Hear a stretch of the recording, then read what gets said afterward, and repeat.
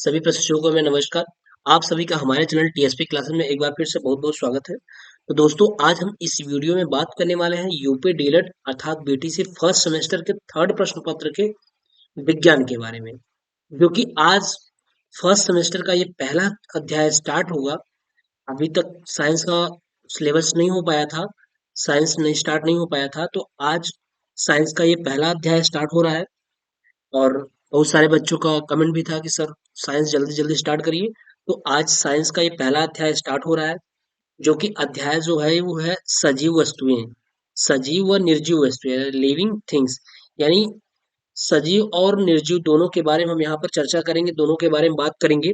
सजीव वस्तुएं क्या होती हैं, निर्जीव वस्तुएं क्या होती हैं, सजीव और निर्जीव के बीच की कड़ी क्या है, सजीव वस्तुओं और निर्जीव वस्तुओं के वस्तुओं का बीच में अंतर क्या है, इन दोनों वस्तुओं के बीच का अंतर क्या है। ठीक है, इन सब सारी चीजों के बारे में यहाँ पे चर्चा होगी। तो फर्स्ट सेमेस्टर के जितने भी हमारे स्टूडेंट्स हैं, प्लीज आप अपने दोस्तों के साथ वीडियो को शेयर करिए और अ, हमारे लिंक चैनल के लिंक को भी शेयर करें, जिससे ज़्यादा से ज़्यादा लोग जुड़ सके। क्योंकि फर्स्ट सेमेस्टर के अभी बहुत कम बच्चे ऐड हुए हैं, तो प्लीज़ आप फर्स्ट सेमेस्टर के बच्चों से विशेष आग्रह है कि आप चीज़ों को थोड़ा सा अपने दोस्तों के साथ भेजिए, जिससे कि वो आकर के हमसे इस चैनल से जुड़ जाए। और अगर टेलीग्राम से आप नहीं ऐड हुए होंगे तो आप प्लीज हमारे टेलीग्राम से ऐड हो जाइए।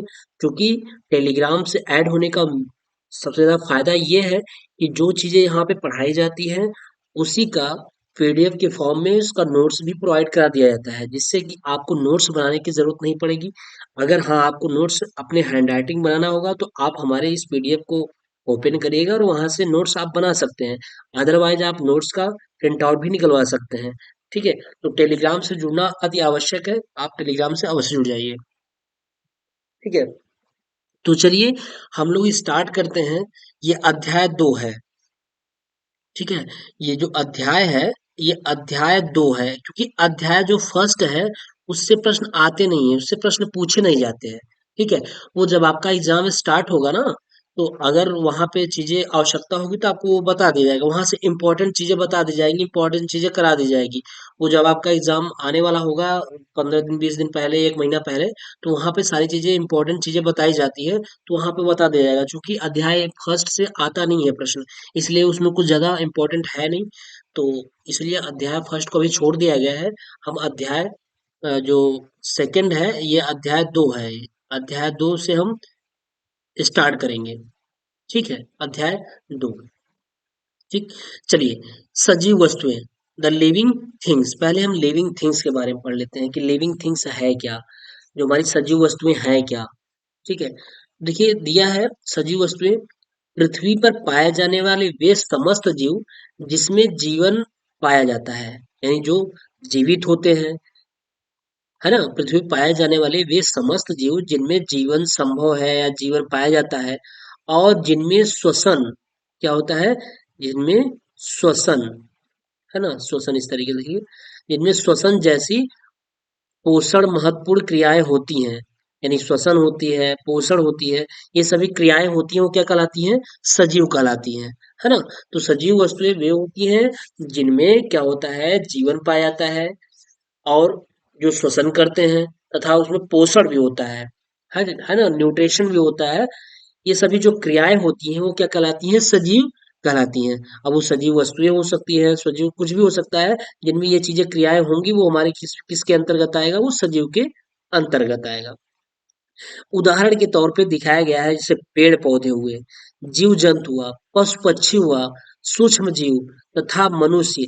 ये सब में क्या होता है, सबसे मेन इंपॉर्टेंट तो हो जाता है कि इन सब में श्वसन जैसी क्रिया होती है, पोषण होता है ना, और ये वृद्धि वृद्धि व विकास भी करते हैं, वृद्धि व विकास करते हैं, है ना।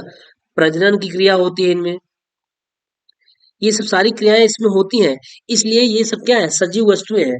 तो मेनली इंपॉर्टेंट ये हो जाता है कि अगर जिसमें श्वसन होगा वो हमारा स्वाभाविक सी चीजें क्या होगी, सजीव क्रिया, सजीव वस्तुएं होंगी। ठीक है, तो ये सजीव वस्तुएं हो गई।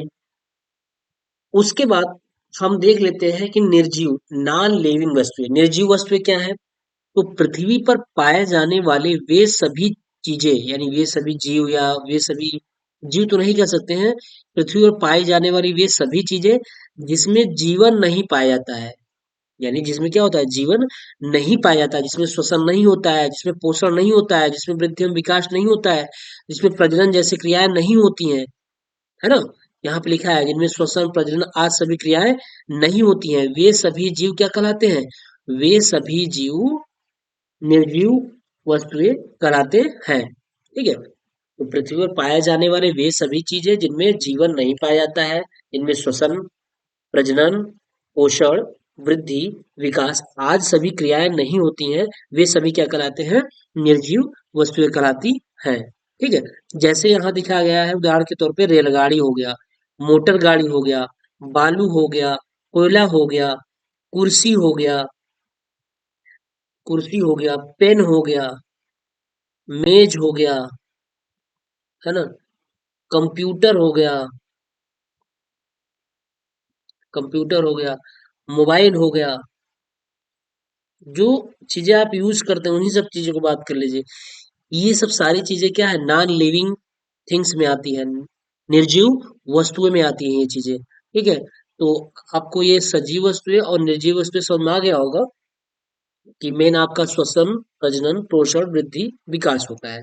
जिनमें श्वसन पोषण वृद्धि एवं विकास होगा वो आपका सजीव वस्तुएं कहलाएंगी, और जिसमें श्वसन पोषण वृद्धि व विकास प्रजनन नहीं होगा वो क्या कहलाएंगी, नॉन लिविंग थिंग्स कहलाएगी, है ना।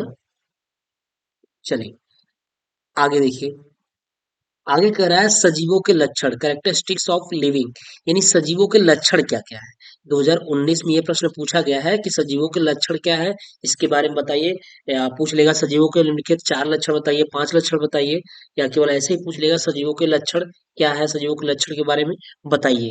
ठीक है, तो सजीवों के लक्षण, कैरेक्टरिस्टिक्स ऑफ लिविंग, सजीवों के लक्षण निम्न है। पहला क्या है, निश्चित आकार एवं माप, यानी इसका आकार निश्चित होता है। जैसे मानव है तो मानव का एक आकार निश्चित है कि ये इतने बड़ा हो सकता है, इससे ज्यादा नहीं हो सकता है, मैक्सिमम 6 फीट, 6, 6.5, सवा 6 फीट। ठीक है, तो आकार एवं माप इनकी क्या होती है, एक निश्चित होती है, ऐसा नहीं कि 10 फीट का हो जाए, ऐसा तो होगा नहीं।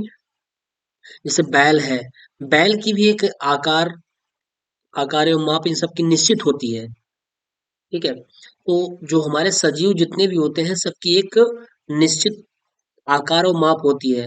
वृक्ष हुआ, वृक्ष में कौन सा वृक्ष है, नीम का वृक्ष है कि बरगद का वृक्ष है, सबका आकार फिक्स होता है, आकार और माप फिक्स होता है कि हाँ बरगद हमारा बहुत एक बड़ा बहुत विशाल जो वृक्ष होता है बरगद हो जाता है। तो उन सब का भी एक क्राइटेरिया है, एक उनका आकार और माप है। उसके बाद आती है कोश की संरचना, यानी कोश की संरचना, इसमें क्या होती है कि कोश की जैसी संरचना होती है। शारीरिक संगठन होता है, यानी जो शरीर का जो संगठन होता है, यानी शारीरिक इसमें संगठन भी होता है। उसके बाद उपापचय होता है, क्या होता है, उपापचय।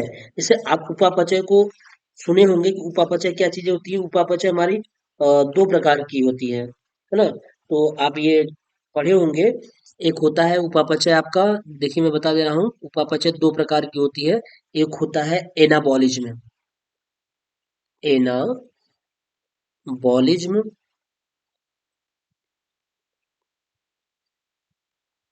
बॉलिज्म।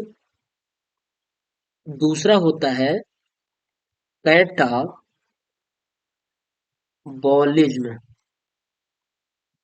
है ना। ये उपापचय के अंतर्गत आती है, एक एनाबॉलिज्म, दूसरा क्या होता है, कैटाबॉलिज्म। जो एनाबॉलिज्म होता है इसमें क्या होता है, वृद्धि एवं विकास होती है। इसमें क्या होती है, इसमें वृद्धि एवं विकास,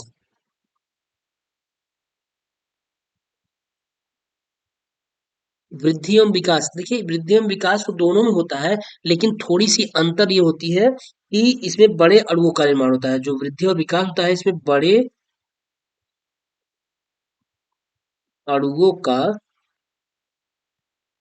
निर्माण होता है। इसको जान लीजिए थोड़ा सा, जरूरी है, पूछा जाता है, ये प्रश्न पूछा गया है, उपापचय कितने प्रकार का होता है, उपापचय क्या है, तो ये पूछा गया है, बड़े अणुओं का निर्माण होता है। वैसे आगे चर्चा किया जाएगा। और कैटाबॉलिज्म में क्या होता है, इसमें जो बड़े बड़े अणु होते हैं, बड़े बड़े अणु छोटे छोटे अणुओं में टूट करके क्या करते हैं, अणुओं में टूट कर ऊर्जा मुक्त करते हैं, यानी एनर्जी,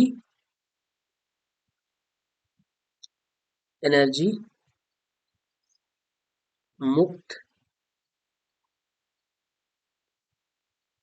करते हैं, है ना। ये देखिए, वृद्धि और विकास तो दोनों में होगा, एक एनाबॉलिक में भी होगा, इसमें भी वृद्धि और विकास होगा, इसमें भी आपका क्या होता है, वृद्धि एवं विकास इसमें भी होता है, ठीक है। लेकिन होता क्या है कि इसमें बड़े अणुओं का निर्माण होता है एनाबॉलिक में, और कैटाबॉलिक में क्या होता है कि इसमें बड़े बड़े अणु जो होते हैं छोटे छोटे अणुओं में टूट करके ऊर्जा को मुक्त कर देते हैं, ये कैटाबॉलिज्म का कार्य है, ठीक है। श्वसन होता है, जब श्वसन होगा, और स्वाभाविक सी बात है कि वृद्धि, अगर ये सजीव है तो वृद्धि और विकास होगा ही, जब वृद्धि और विकास होगा तो श्वसन तो होगा ही, है ना। तो ये सब सारी चीजें आपको अपचय के अंतर्गत मिलेंगी, ठीक है। अगला कह रहा है श्वसन, बिल्कुल सजीव के लक्षण ही है। सजीव में क्या होता है, श्वसन होता है, पोषण होता है, वृद्धि होता है, उसके बाद उत्सर्जन होता है, उसके बाद क्या होता है, मोशन होता है ना। मोशन मतलब गति होती है, अगर सजीव है तो एक स्थान से दूसरे स्थान पर उसे पहुंचते हैं। वृद्धि और विकास होता है, यानी ग्रोथ उसका होगा, वृद्धि होगी। वृद्धि और विकास अलग अलग होता है, ठीक है। आप बाल विकास में पढ़ेंगे, वृद्धि और विकास में डिफरेंस होता है। ये वृद्धि जो होती है एक सीमा तक निश्चित होती है, और जो विकास होता है, विकास की कोई सीमा नहीं होती है। विकास जब तक जब मनुष्य जन्म लेता है, और जब तक मनुष्य मृत्यु नहीं होती तब तक वो उसका विकास होता रहता है। लेकिन वृद्धि, वृद्धि एक दिमाग की वृद्धि होती है, वो एक सीमा के बाद वृद्धि उसकी बंद हो जाती है ना। तो वो सब चीजें बाल विकास की बात है, यहाँ पे आ गया ऐसे इसलिए चर्चा कर दिए हैं।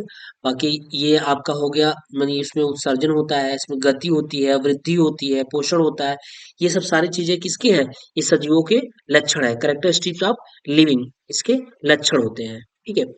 अब यहाँ पे हम आपको दिखाया है लिविंग और नॉन लिविंग, कुछ ये चित्र आपको दिख रहा है, इसमें लिविंग वस्तुएं हैं और नॉन लिविंग वस्तुएं हैं, जिससे कि आपके कंसेप्ट बिल्कुल क्लियर हो जाएंगे। देखिए लिविंग में क्या आएगा, आपका टाइगर आ जाएगा, वृक्ष आ जाएगा, ये सब लिविंग में है।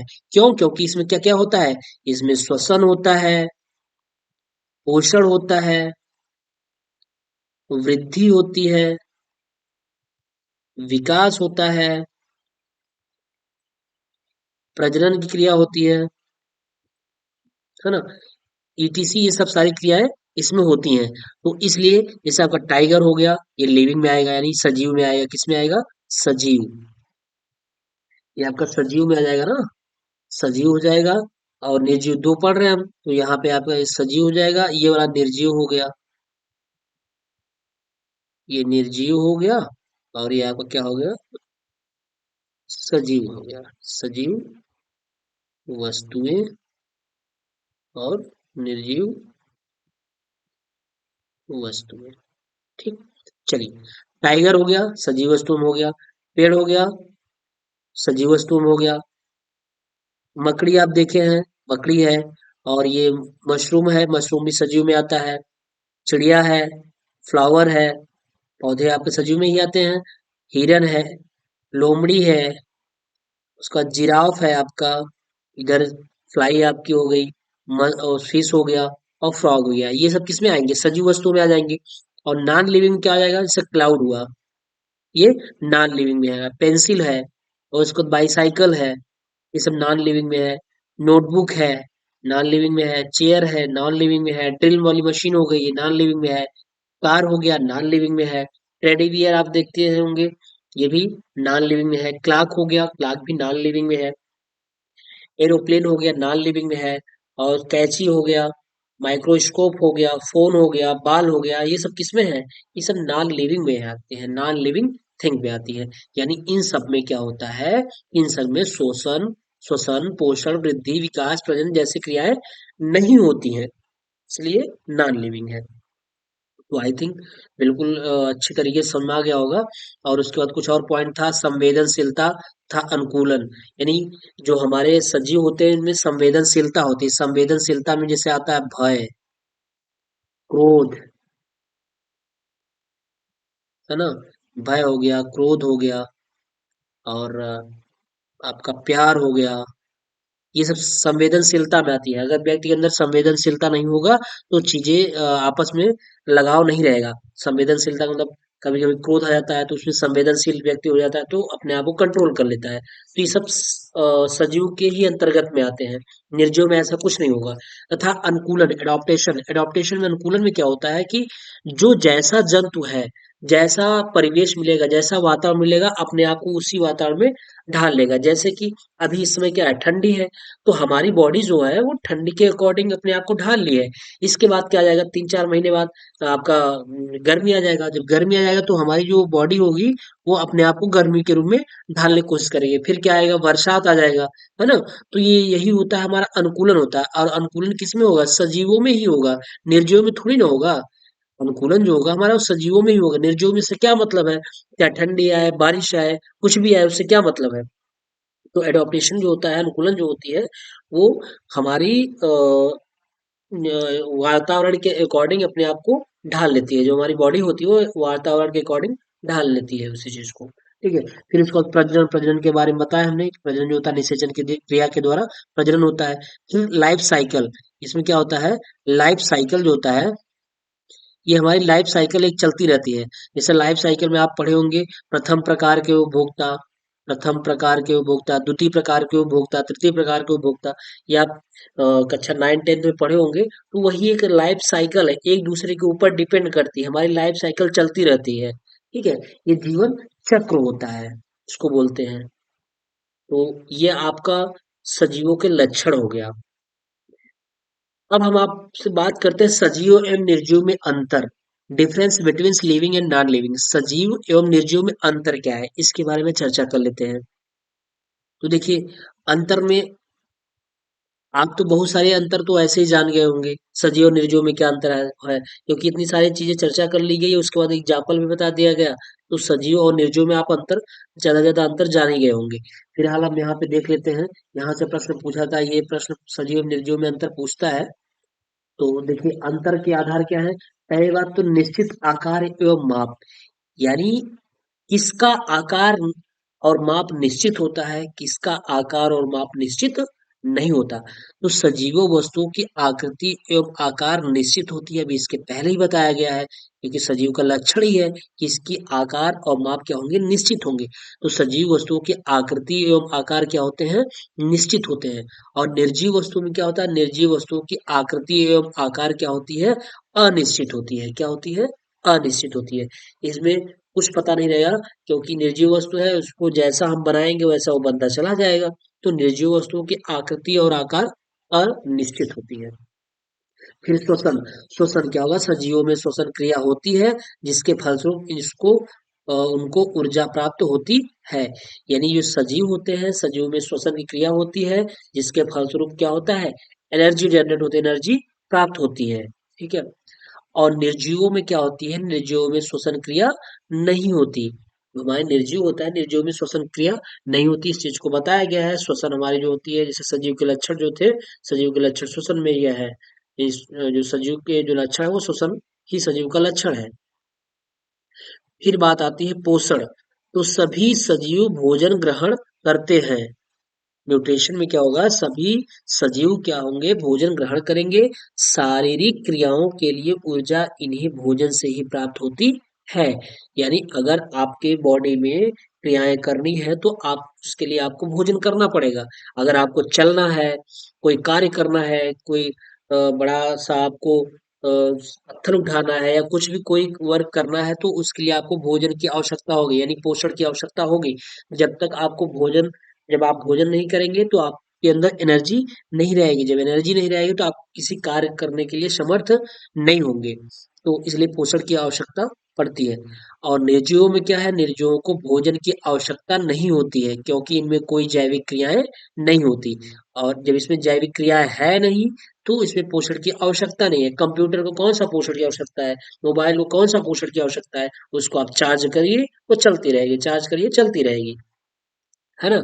उसको खाने की आवश्यकता नहीं है, उसको पोषण की आवश्यकता नहीं है। हाँ, मोबाइल है तो उसको चार्जिंग करने की जरूरत है, तो चार्ज भी तो हमारी जो हो रही है, करंट हो रही है, वो सब नॉन लिविंग में तो आती है ना।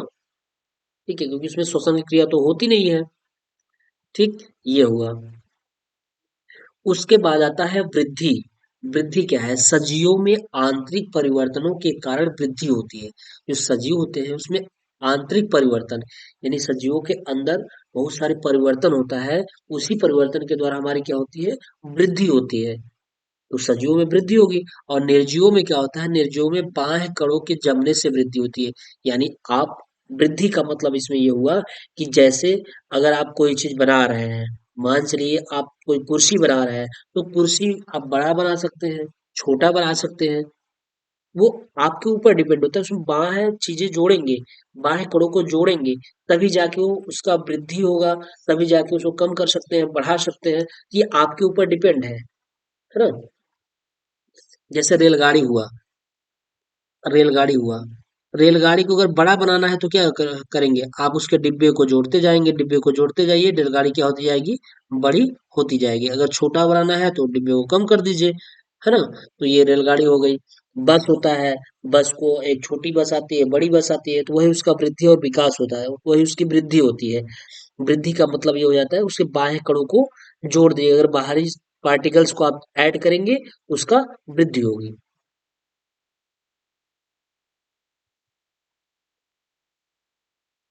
चलिए अगला देखिए, अगला है उत्सर्जन।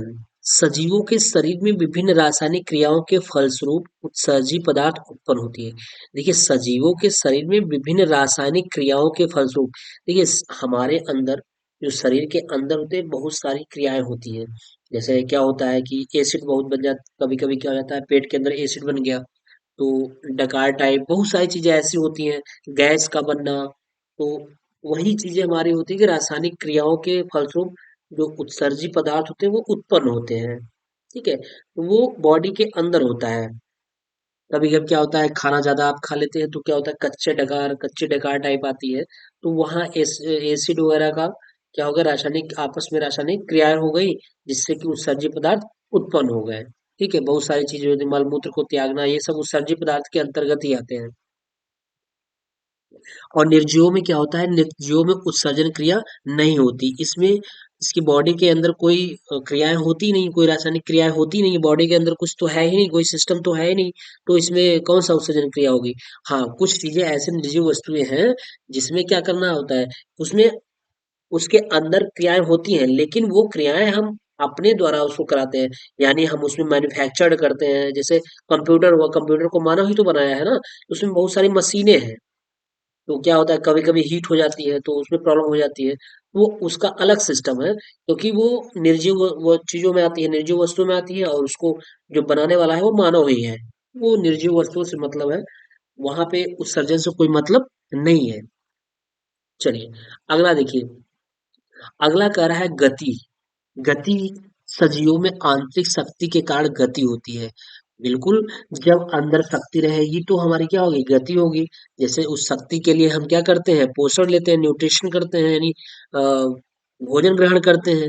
जब भोजन ग्रहण करेंगे तो आंतरिक शक्ति की क्षमता बढ़ेगी, जब आंतरिक शक्ति की क्षमता बढ़ेगी तो हम क्या करेंगे? चलेंगे, गति करेंगे, एक स्थान से दूसरे स्थान पे पहुंचेंगे। ठीक है, अगर हमारे अंदर आंतरिक शक्ति है ही नहीं तो हम नहीं चल पाएंगे, है ना। जैसे व्यक्ति की जब डेथ हो जाती है तो अब उस वो निर्जीव हो जाया है, अब वो निर्जीव की तरह हो गया है, अब उसमें कोई मोशन नहीं होगा, क्योंकि अब उसमें कोई न्यूट्रिशन जैसी क्रियाएं होंगी ही नहीं, उसके अंदर की बॉडी के अंदर के जितने भी सिस्टम है सब डैमेज हो गए, उसकी कहानी खत्म है। तो इसलिए अब वो क्या होगा? वो निर्जीव में आ जाएगा। और गति, इनमें इस प्रकार की गति नहीं होती है, बाह्य शक्ति के कारण गति होती है। यानी हम अगर किसी चीज को, जैसे ट्रेन को चलाना होता है, तो ट्रेन को चलाने के लिए क्या करते हैं? ट्रेन को चलाने के लिए हम या तो डीजल का प्रयोग करें, है ना, या डीजल का प्रयोग करें, या फिर कोयले का प्रयोग करें, है ना, या फिर करंट का प्रयोग करें, यानी बिजली का प्रयोग करें। तो ये सब सारी चीजें निर्जीव वस्तुओं को चलाने के लिए हम बाह्य शक्ति का प्रयोग करते हैं। ट्रेन अगर चलाना है तो हम डीजल डालेंगे तभी चलेगा, मोटर चलाना है डीजल डालेंगे तभी चलेगा, कार चलाना है तो पेट्रोल डालेंगे, पेट्रोल या डीजल डालेंगे तभी चलेगा, बाइक चलानी है तो आप पेट्रोल डालेंगे तभी चलेगा। तो वही जो पेट्रोल आप डाल रहे हैं वही उससे क्या है, बाह्य शक्ति है ना?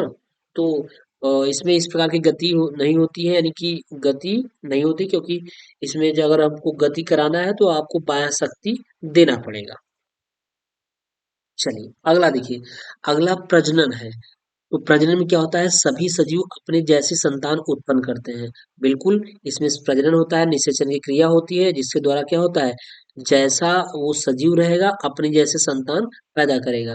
जैसे अगर कुत्ता है तो कुत्ता ही पैदा करेगा, अगर बैल है तो बैल, अगर वो हम्म, अगर जैसे भैंस है तो भैंस मतलब अपने ही जैसे संतान को पैदा करेगा, मनुष्य है तो मनुष्य भी अपने जैसे संतान को पैदा करेगा, है ना?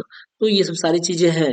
और निर्जीव में क्या होता है, इसमें प्रजनन नहीं होता है, इसमें प्रजनन जैसे क्रिया होती ही नहीं है, क्योंकि इसमें जब श्वसन नहीं होता है, वृद्धि नहीं होता, उत्सर्जन नहीं होता, विकास नहीं होता, तो प्रजनन कहाँ से होगा? तो इसलिए इसमें प्रजनन नहीं होता है, इसको हम आप बनाते हैं। ठीक, ये हुआ। ये तो बात हो गई आपकी सजीव एवं निर्जीव में अंतर। आप इसको अच्छी तरीके से देख लीजिएगा, 7-8 पॉइंट जो भी है इसको अच्छी तरीके से देख लीजिएगा, क्योंकि यहाँ से प्रश्न पूछे जाते हैं। ठीक, अब नेक्स्ट टॉपिक ये है, अगला है मानव निर्मित वस्तुएं, नॉन लिविंग थिंग्स, यानी मानव निर्मित वस्तुएं।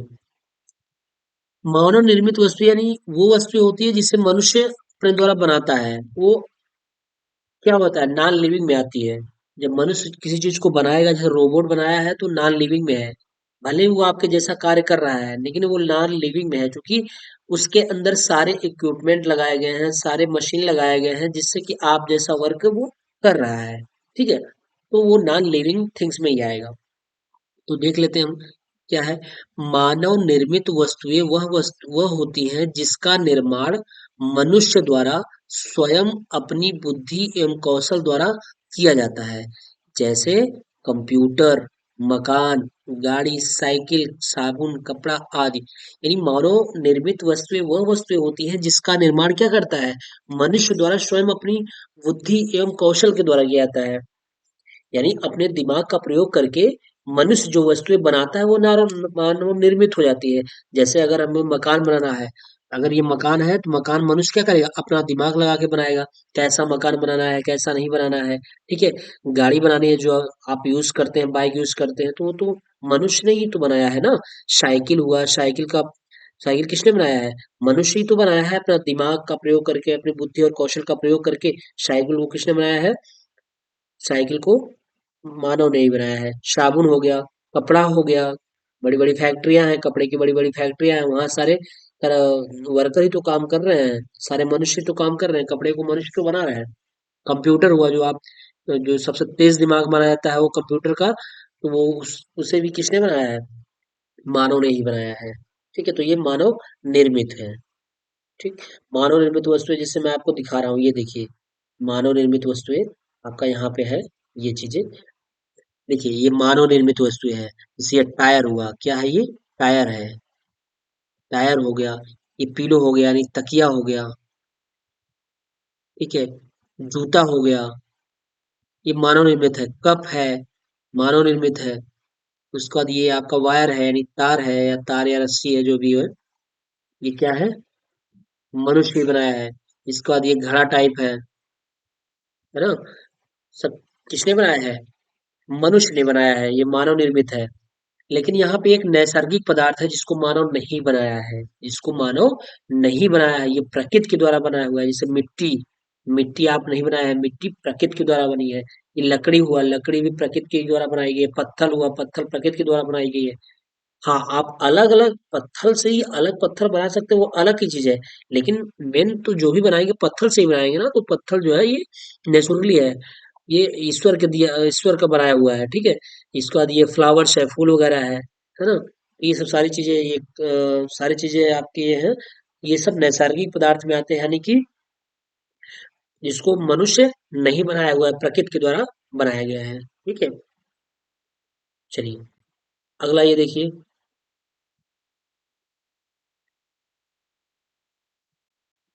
अगला ये कह रहा है यहाँ से, अब जंतुओं और पौधों में समानता एवं अंतर हम देखेंगे।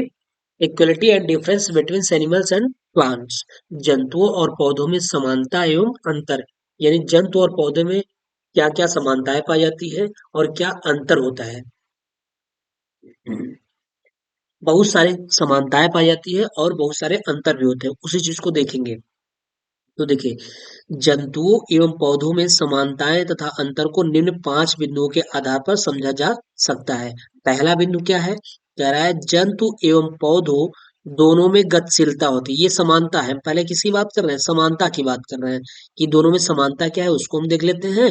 फिर उसके बाद दोनों में अंतर क्या है उसको देख लेते हैं। तो जंतु एवं पौधे दोनों में गतिशीलता होती है, यानी दोनों गति करते हैं।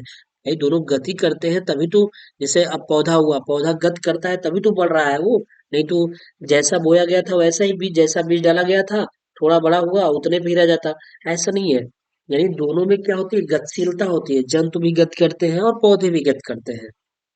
एक लंबाई में गति करता है तो एक हॉरिजॉन्टल में गति करता है, एक वर्टिकल में तो एक हॉरिजॉन्टल में गति करता है। जैसे जंतु क्या होता है, एक स्थान से दूसरे स्थान पे गति करता है, जो कि पौधे क्या होते हैं, ये अपनी लंबाई के अकॉर्डिंग बढ़ते हैं। तो इसको भी गतिशीलता ही कहेंगे, गति ही कहेंगे। दूसरा क्या है, पौधे एवं जंतु दोनों को भोजन की आवश्यकता होगी। श्योर, आवश्यकता इसलिए होगी, अगर ये गति कर रहे हैं तो इनको पोषण की आवश्यकता पड़ेगी। जब इनके अंतर्गत पोषण नहीं रहेगा तो ये गति नहीं कर पाएंगे, ना ही गति कर पाएंगे, ना श्वसन कर पाएंगे और ना ही प्रजनन कर पाएंगे, कोई चीजें नहीं कर पाएंगे। इसलिए न्यूट्रिशन की आवश्यकता बहुत ही कंपल्सरी है। ठीक है, पौधे एवं जंतु दोनों को भोजन की आवश्यकता होती है। तीसरा है, पेड़ पौधे एवं जंतु दोनों में वृद्धि का गुण होता है। बिल्कुल, दोनों में क्या होता है, वृद्धि का गुण होता है, क्योंकि ये न्यूट्रिशन लेते हैं यानी कि पोषण लेते हैं। जब पोषण लेंगे तो दोनों में क्या होगा, वृद्धि होगा। चौथा है, जंतु एवं पौधे दोनों संवेदनशील होते हैं। क्या होते हैं, सेंसिटिव होते हैं। तो जंतु और पौधे दोनों क्या होते हैं, सेंसिटिव होते हैं, संवेदनशील होते हैं। संवेदनशील का मतलब, अगर जंतु को मारेंगे तब भी उसको दर्द होगा, पौधे को मारेंगे तब भी उसको दर्द होगा। जंतु को मारेंगे तो वो चिल्लाएगा रोएगा, लेकिन पौधे चिल्लाएंगे नहीं, लेकिन संवेदनशील उनको भी कष्ट होगा। पौधे को जब काटा जाता है तो क्या होता है, देखिए किसी किसी में क्या होता है, दूध जैसा, वो व्हाइट जैसा, बहुत सारी चीजें ऐसी निकलती हैं, है ना। तो उसके अश्रु टाइप के होते हैं कुछ, तो उनको भी दिक्कत होती है। बस ये है कि वो बोल नहीं सकते पौधे, है ना। बाकी जितना जंतु को दर्द होता है उतना पौधे को भी होता है, बस वो बोल नहीं सकते, इतना अंतर होता है। फिर अगला है पांचवा, पौधे एवं जंतु दोनों ही श्वसन प्रक्रिया करते हैं। अगर पोषण कर रहे हैं तो श्वसन तो करेंगे ही। पौधे एवं जंतु दोनों ही क्या करते हैं, श्वसन की क्रिया करते हैं। ठीक है, ये आपका समानता हुआ। अब अंतर देख लीजिए, अंतर क्या है। तो पौधों में वृद्धि विशाल रूप में होती है तथा जीव जंतुओं में वृद्धि एक निश्चित सीमा तक होती है।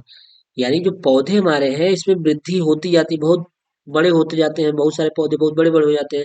लेकिन जीव जंतु क्या होता है, एक सीमा के बाद वो लिमिटेड हो जाते हैं, अब उससे ज्यादा बढ़ेंगे नहीं, वो बिल्कुल अपनी सीमा तक रहेंगे। तो पौधों में वृद्धि विशाल रूप में होती है, जबकि जीव जंतु में वृद्धि एक निश्चित सीमा तक होती है। दूसरा है, जीवों में संवेदना शक्ति अधिक तथा पौधों में संवेदना शक्ति कम होती है। यानी जो जीव होते हैं, जीव में संवेदना शक्ति अधिक होती है, पौधों की अपेक्षा अधिक होती है। संवेदना शक्ति होती दोनों में है, लेकिन जीव में अधिक संवेदना शक्ति होती है। अधिक संवेदना शक्ति इसलिए हम कह सकते हैं क्योंकि किसी जीव को आप मारेंगे, किसी जीव को काटेंगे तो चिल्लाएगा, लेकिन पौधे पौधे चिल्लाते नहीं है, इसलिए हम कहते हैं कि पौधों में संवेदना शक्ति कम होती है। जबकि संवेदना होती उतनी ही है, लेकिन ये बोल नहीं सकता। जबकि जीव क्या हो सकते हैं, बोल सकते हैं। अभी कुत्ते को आप मारिए तो तेजी से चिल्लाता है, और किसी पौधे को मारिए या काटिए कुछ भी करिए वो चिल्लाएगा नहीं, चिल्लाएगा। तो हमको लगेगा कि इसको संवेदना नहीं होता है, जबकि संवेदना दोनों के लिए है, कष्ट दोनों को होता है ना। चलिए अगला देखिए, तीसरा देखिए, कह रहा है दोनों ही श्वसन क्रिया करते हैं। पौधे श्वसन क्रिया के फलस्वरूप CO2 छोड़ते हैं। पौधे जो है वो कार्बन डाइऑक्साइड क्या करते हैं, जबकि जीव जंतु ऑक्सीजन ग्रहण करते हैं और CO2 छोड़ते हैं। देखिए यहाँ थोड़ा सा गलत लिखा है, दोनों ही श्वसन क्रिया करते हैं। पौधे श्वसन क्रिया के फलस्वरूप ऑक्सीजन छोड़ते हैं, क्या करते हैं, O2 छोड़ते हैं और CO2 क्या करते हैं, CO2 ग्रहण करते हैं, ग्रहण करते हैं। यानी आप जो छोड़ते हैं पौधे वो ग्रहण करते हैं, उल्टा होता है क्या, यहाँ पे देख लीजिए। जैसे आप O2 ग्रहण करेंगे, करेंगे कौन, जीव, और पौधे में क्या होगा, आप O2 ग्रहण करेंगे तो CO2 क्या करेंगे, CO2 छोड़ेंगे। जीव क्या होते हैं, CO2 ग्रहण करते हैं, ग्रहण करते हैं, और O2 क्या करते हैं, O2 छोड़ते हैं। तभी तो हम आप कहते हैं ना कि वृक्ष ज्यादा से ज्यादा, पौधे ज्यादा से ज्यादा लगाइए। तो पौधे ज्यादा से ज्यादा लगाएंगे तो ऑक्सीजन की कमी नहीं होगी। इसके पहले अभी देखिए, जब कोरोना काल आया था, कोरोना था, तो उसमें क्या होता था, कोरोना में सबसे ज्यादा ऑक्सीजन की जरूरत पड़ती थी। तब लोगों, अच्छे अच्छे लोगों को समझ में आ गया था कि अब क्या है, पैसा देने पे भी ऑक्सीजन नहीं मिल रहा है उस टाइम। तो बहुत अच्छे अच्छे लोगों को भी याद आ गया कि हमें पेड़ पौधे अवश्य लगाना चाहिए। पेड़ पौधे लगाने से हमको फ्री में क्या होगा, ऑक्सीजन मिलेगा, क्योंकि जो पौधे होते हैं वो ऑक्सीजन मुक्त करते हैं और CO2 ग्रहण करते हैं। जस्ट अपोजिट की क्रिया होती है। तो यहाँ पे थोड़ा सही कर लीजिएगा, दोनों ही श्वसन क्रिया करते हैं। पौधे श्वसन क्रिया के फलस्वरूप O2 छोड़ते हैं, CO2 ग्रहण करते हैं, जबकि जीव जंतु क्या होते हैं, O2 ग्रहण करते हैं और CO2 छोड़ते हैं। जब जीव जंतु CO2 छोड़ेंगे तो वही क्या करेगा, पेड़ पौधा CO2 ग्रहण करेगा और अपने अंदर जो O2 है उसको बाहर निकालेगा, जिससे कि आपको ऑक्सीजन अच्छी मात्रा में मिल सके। इसलिए ज्यादा से ज्यादा पेड़ पौधे लगाएंगे तो आपको फ्री में ज्यादा से ज्यादा ऑक्सीजन मिलेगा। ठीक है। अगला देखिए, जीव अपने भोजन के लिए पौधों का उपयोग करते हैं। जो जीव होते हैं वो अपने भोजन के लिए क्या करते हैं, पौधों का उपयोग करते हैं। जीव अपने भोजन के लिए पौधों का उपयोग करते हैं, जबकि पौधे अपने भोजन के लिए जीवों का उपयोग नहीं करते। यानी अगर कोई जीव है तो वो अपना, अपने भोजन के लिए क्या करेगा, पौधे का प्रयोग करेगा। बहुत सारे आप पौधे का यूज करते हैं। जैसे अगर आप वैसे भी देख लीजिए, खेत में बैगन लगाते होंगे, मिर्चे लगाते होंगे, पालक होते होंगे, ये सब सारी क्या है, सब्जियां पौधे में ही तो आ जाएंगी ना, पौधे में ही आ जाएगा। तो हम अपना भोजन बनाने के लिए क्या करते हैं, पौधों पे डिपेंड रहते हैं। जबकि पौधे क्या करते हैं, पौधे अपना भोजन बनाने के लिए जीवों पर डिपेंड नहीं होते। वो क्या करते हैं, उस सूर्य के प्रकाश के द्वारा क्या कर लेते हैं, सूर्य के प्रकाश के द्वारा, प्रकाश के द्वारा, प्रकाश संश्लेषण की क्रिया के द्वारा अपना भोजन बना लेते हैं। ये प्रकाश संश्लेषण की क्रिया के द्वारा पौधे अपना भोजन बना लेते हैं, वो जीवों पर डिपेंड नहीं रहते हैं। तो ये चीज रहा आपका 5 समानता और 5 अंतर। ठीक है, तो आई थिंक आपको बहुत अच्छी तरीके से समझ आ गया होगा। आप इस चीज को देख लीजिए, समझ लीजिए। ठीक है, और प्लीज आप हमारे चैनल पे नए होंगे तो चैनल को सब्सक्राइब कर लीजिएगा। और फर्स्ट सेमेस्टर के सारे दोस्तों से ज़्यादा आग्रह है कि प्लीज़ आप अपने दोस्तों के साथ चीज़ों को शेयर करिए, हमारे वीडियो को शेयर करिए, हमारे चैनल के लिंक को शेयर करिए, जिससे कि ज़्यादा से ज़्यादा हमारे TSP क्लासेस से लोग जुड़ सके और एक अच्छा कंटेंट हम लोग दे सके। ठीक है, और प्लीज अपने फीडबैक देने के लिए आप जब वीडियो देख लिया करें तो एक लाइक तो कर दिया करिए। लाइक में कंजूसी क्यों करते हैं भाई। और अगर आपको और भी बेहतर चीजें, नोट्स वगैरह चाहिए तो आप हमारे टेलीग्राम लिंक से, लिंक दिया गया है, टेलीग्राम से जुड़ जाइए। लिंक डिस्क्रिप्शन बॉक्स में दिया गया है। ठीक है, तो आप हमारे टेलीग्राम से जुड़ जाएंगे तो वहाँ चीजें आपको फ्री ऑफ कॉस्ट मिल जाएंगी, यानी नोट्स वगैरह आपको बिल्कुल मिल जाएगा। ठीक है, तो चलिए ठीक है, आप इसको पढ़िए और देखिए, और कमेंट अवश्य करिएगा कि आपको वीडियो कैसा लगा। ठीक है, चलिए मिलते हैं, तब तक के लिए बाय, नेक्स्ट वीडियो मिलते हैं।